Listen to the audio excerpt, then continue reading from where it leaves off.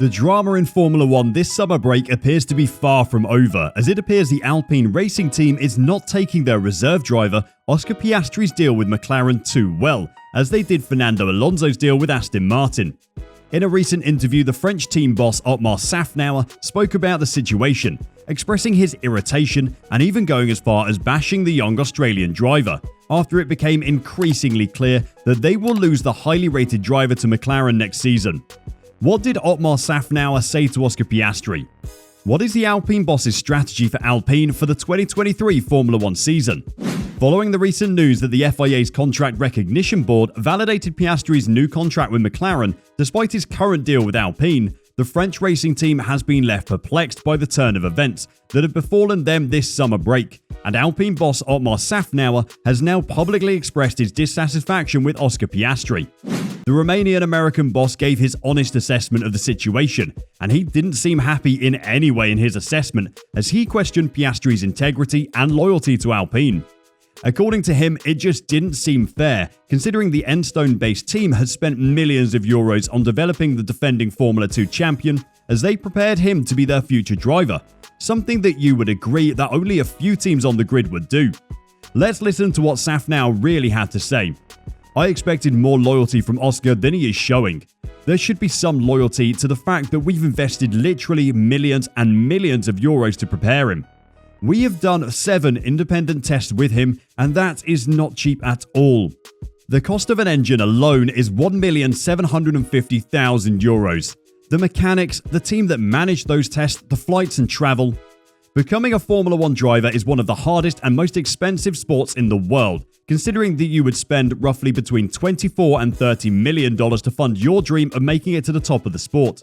With that being said, Alpine has funded the majority of Piastri's junior career, and the Formula 1 team were largely responsible for his F3 and F2 championship victories in 2020 and 2021. According to Szafnauer, Alpine have tested him on an F1 car for over 3,000 kilometers and have involved him in FP1s and simulation. So not only does it make no sense for him to leave after all they've done for him, the Formula 1 team feels played and betrayed.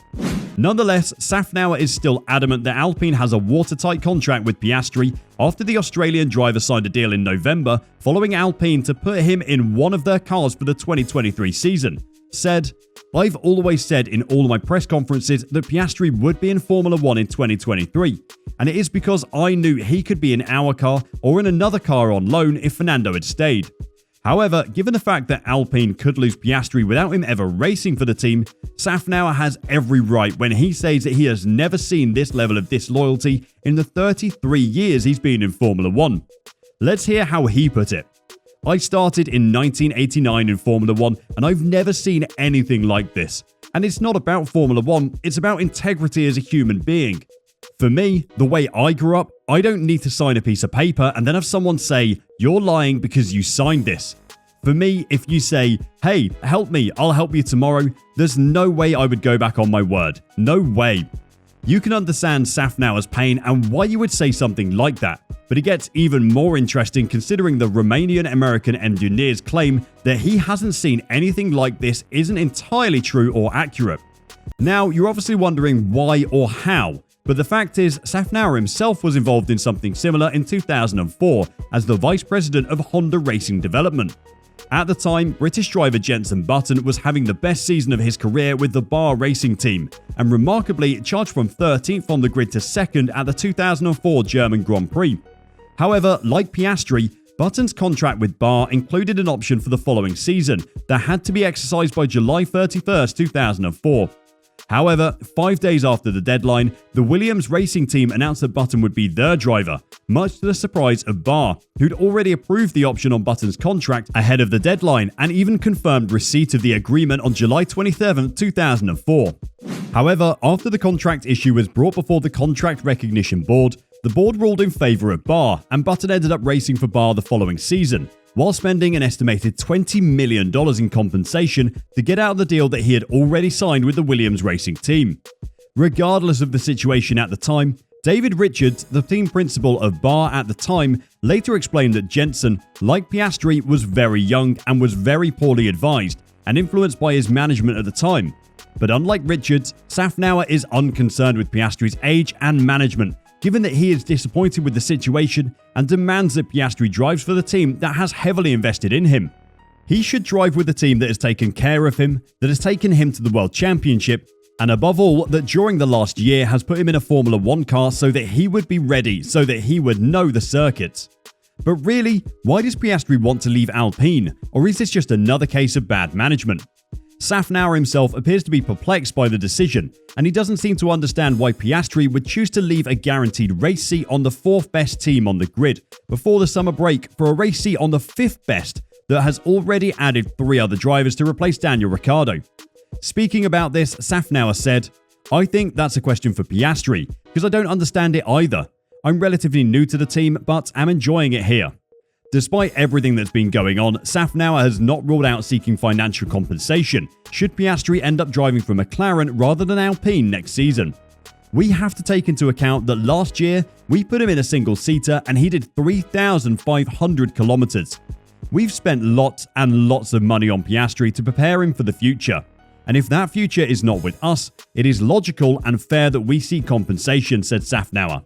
Szafnauer continued by asserting that he isn't concerned with finding a driver to partner with Ocon next season, because the Alpine seat is the most valuable vacant seat remaining for the 2023 season.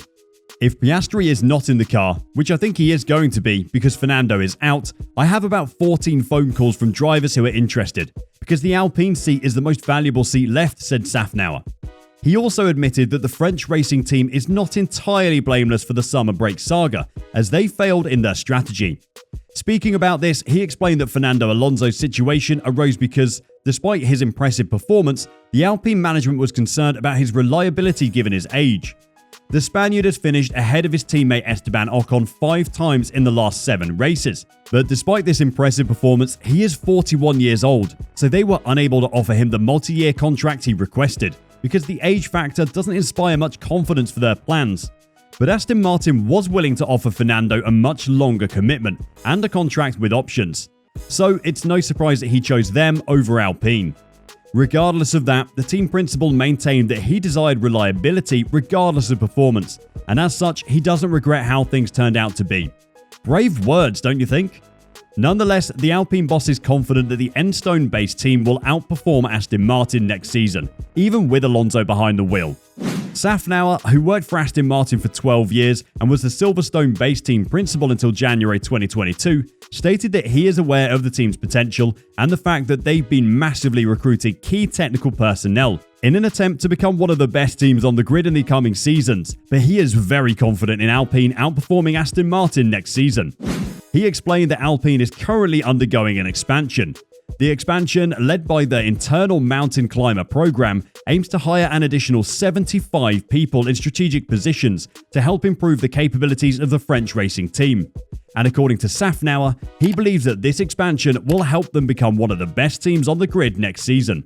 Along with the 75 people, there's also tools that we are improving now. Some simulation tools, a new simulator, expanded capacity in manufacturing, some upgrades to our wind tunnel, all with the focus on being able to win in 100 races.